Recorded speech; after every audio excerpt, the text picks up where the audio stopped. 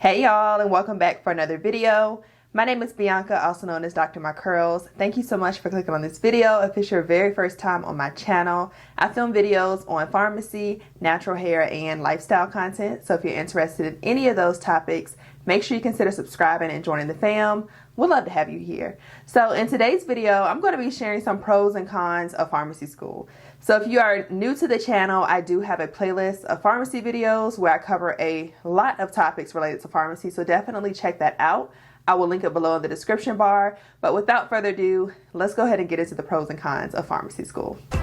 Get your life, plan it out. You can go as far as you can dream.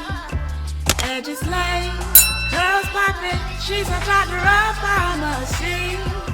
So first and foremost, welcome again to my channel. So excited that you are here for this video. I have done pros and cons of the profession as a whole. So I've done the things I love about pharmacy and the things that I dislike about pharmacy, but I've never touched on pharmacy school. So today's video is all about the pros and cons related to pharmacy school. I will leave the timestamp below, so if you want to jump ahead to the next section, definitely check out the timestamp below. I am going to start with pros. I feel like the good things are always important to share, but also the bad things. So the pros for pharmacy school, number one, the internship opportunities that are available for students is definitely a pro. Take full advantage of all of the internships. You will get exposure to them throughout your first year all the way through your fourth year. So never think that you're too early into the program or that you're too late to apply for programs. Seek them, ask your professors if they have any that they would recommend. Ask upperclassmen if they've completed any internships.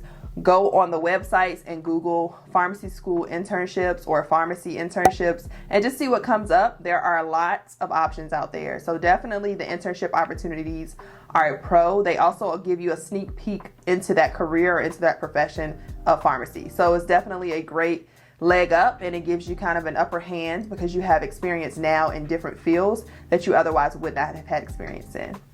The second pro that I would share about pharmacy school is going to be the community service opportunities that you're exposed to.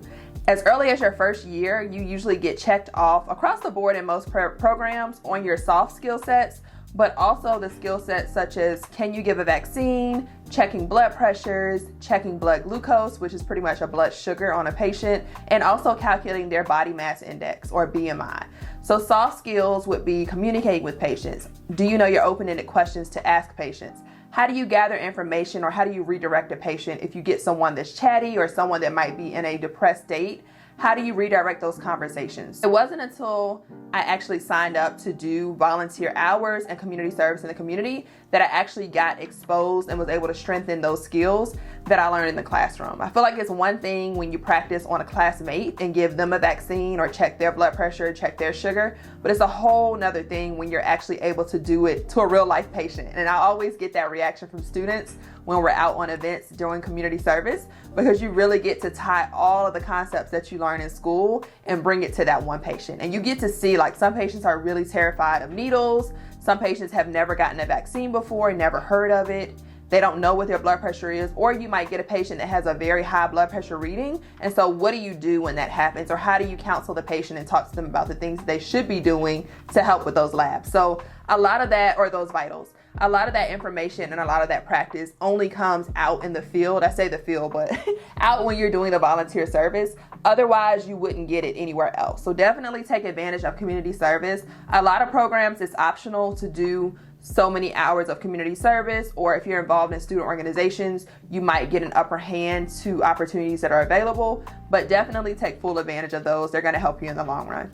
The other pro that I want to share is building relationships with not only your classmates, but also your professors. I did a previous video on how to build those relationships with your professors, but I say this as a pro because those relationships can carry far, okay? Years from now, you might be interviewed by an old professor. True story, if you haven't already heard that in my other videos, but that happened to me. And also your classmates, you never know who you will cross paths with years later. So definitely build those relationships, take advantage of it, and learn as much as you can from your professors so that you don't make some of the same mistakes that they made, or you get exposed to different career options. So I always like to ask my professors what they did prior to becoming a professor, or what their background is, where they went to school, where they completed residency, and that way you get an idea of what other opportunities are available. So definitely build those relationships throughout your 4 years in pharmacy school.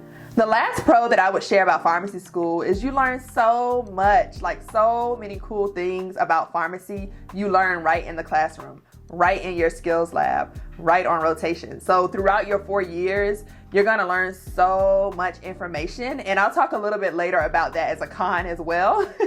Stay tuned to see how I think that that's also a con.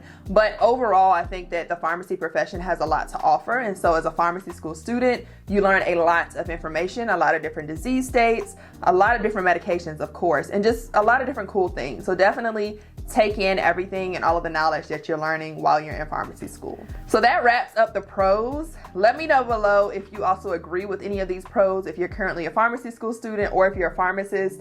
But let's get into the cons. With every pro, there's a con, right? So let's go ahead and get into the things that are not so fun about pharmacy school. Now, my disclaimer here, I'm sharing these because these are things that I feel are cons of pharmacy school. However, I 10 out of 10 would recommend pharmacy to anyone. There's a lot to offer in the profession, so I'm not saying these cons as a way to sway you out of pharmacy, okay? Let me throw that disclaimer in. All right, so let's go ahead and get into the first con. The very first con that I would say, kind of piggybacked off of the last pro, is that there's so much information, and sometimes, y'all, you be like, I'm never going to use this information. Like pharmacogenomics, for example. I do not do anything with pharmacogenomics right now, okay? That's pretty much like if a patient they're taking the same medication. So 2 patients are taking the same medication, and one patient doesn't metabolize or break down the medication as well as the other patient. So that medication affects them differently. Like one, you might see a good improvement in their disease state, but the other one, you might see no change. And so in order to figure that out, you have to do pharmacogenomics testing to figure out what type of gene. Girl, it's a lot, okay? I'm losing you. So let me reel it back in. So long story short, that was a class to this day. I don't understand why I took it. I have no interest in it. No. If I had to choose a course to take or not to take, that would be the one that I don't take. But no, that's just an example. But you will have courses like that where you're just like, whoo, if I could just get through this class. I don't know why I need it, but right now, as the pharmacy curriculum stands, there's no pathway to say, oh, I only want to specialize in oncology, so let me take more oncology courses, or I want to focus in XYZ. You pretty much take everything the same. The only difference is your electives, which different programs have options to do different electives depending on what the professors offer, and that will give you an opportunity to dig a little bit deeper into those topics that only you might be interested in. Everyone else may not sign up for that elective simply because they're not interested in that topic. So I say that as a con, because to get your degree, you have to learn the information, but there might be classes that you're like struggling to stay awake in. It's like, whew, I'm dread coming to this class, but I know I need it to get my degree. So that would be my first con. The second con that I would say is every professor has a different teaching style. And that can sometimes get under your skin, because right when you get in the groove of one professor, you have another professor come in and flip the script on you. And you're like, wait a minute. What do I need to know for the exam? Like, how do I even maneuver through this? You know what I mean? How do I get through this slide deck? And so that is, for me, was a struggle. And I feel like that's a con, because at different schools of pharmacy, you're going to have different professors. So everyone comes in with their own style. And while they may think that their style is the best, as a student, it might take a while to adjust. So a quick example, usually you're used to like a lecture style, right? You have a slide deck, professor comes in, they go from slide 1 all the way through. They might have some cases in between where they pause and ask you, okay, what would you do for this patient? This is how they're presenting to you. This is their temperature. This is the medications they're taking. This is their blood pressure and their vitals. How would you treat them? Well, this one professor that I had, I'll never forget, she had us read the chapter and teach ourselves before we came to class. It's called a flipped classroom model. Some programs, you might already have this from day one, so that's something you might want to ask in your interview. However, my program, we did not. So we had to pretty much teach ourselves, I never forget, it was stroke. We had to teach ourselves the topic, and then when we came to class, she didn't have a slide set, y'all. She had no slides, she just had a case. And she said, okay, this is the patient, this is how they're presenting to you. What do you want to do and how do you want to treat them? ma'am, I don't even know what a stroke is. Like, hold on. like, what do you mean? Like, we were so confused with that lecture because it was like, you just flipped the whole script on us. Like, none of our other professors have ever taught like this. So that's just one example where it's like, you really have to adjust to different styles. And that can get frustrating, especially if you have one course where you have 15 professors come in throughout the semester, true story, and teach a different lecture. And usually the way that is, or the reason why that is because each pharmacy school has professors that come in with different specialties and different like strengths in different areas. So if I'm coordinating a course, for example, and I'm teaching, I don't know, cardiology, and I have someone come in and talk about blood pressure, but then you also are going to learn about heart failure in that same module, you might have another person who is a heart specialist or a cardiology specialist that works with heart failure patients. And so they will be better fit to teach that topic. If that was confusing, I'm sorry. But pretty much they pick the experts in each topic, which you may end up having multiple experts in different topics within the same course. So that can get a little tricky as well with the different teaching styles. So I would definitely say that's a con. The next con I would say is going to be your schedule and like the timing of your courses. It changes so much, but I say that more so related to the first year pharmacy school. But like, you're already a first year student, you're already getting adjusted to the program. And on top of that, a lot of times that's the strongest or heaviest course load is your first year. I know it sounds crazy to say, but it's the truth. You usually carry the most credit hours during your first year. Now, of course, all programs are different, right? But my current program and the program that I taught at, those both like had heavy semesters during your first year. So that's usually normal in a program, but that could be seen as a con because you don't have any breaks. You're in class from 8 to 5. There's those 2 days maybe out of the week that you have lab in the afternoon or morning, and you have that afternoon open if you don't have lab. But 9 times out of 10, it's going to be a lot of work. So definitely get ready for your first year. I would say that's a con though, because you probably aren't used to being in class that long and your attention span is very short. So I'm sure by the end of the day, you're ready to get home and take a nap.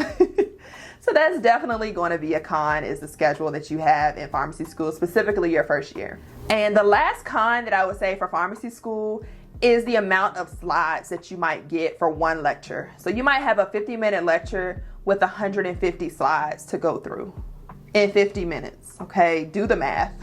That's not a lot of time spent on each slide.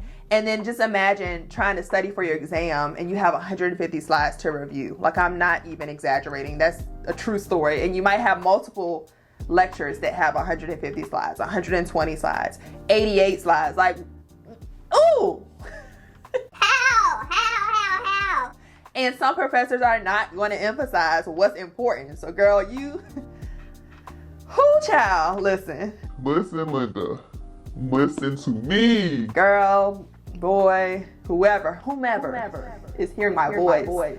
That's a struggle. So definitely that's a con. However, be prepared. It's going to happen. The slide decks are going to come at you. Take what you can take from it. Remember, you can record your lectures. You can take notes on top of your lectures. Jot down keywords. Put a star on stuff that you feel is important. What have you, to make your studying more efficient. But the slides are going to be there. Okay, so that's definitely a con.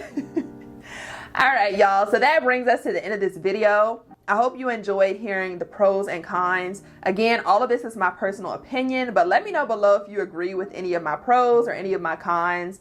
And again, I say all this to share and just pretty much get you all hip on what you're getting into with pharmacy school. And of course, these are my opinions, so take it for what it is. But I do recommend pharmacy 10 out of 10. It's a great profession. There are a lot of career options with pharmacy, so definitely stick it through and just be aware of the pros, but also the cons. So if you enjoyed this video, make sure you give it a thumbs up, and also make sure you subscribe if you do enjoy my pharmacy content, and I will see you guys on my next video. Bye.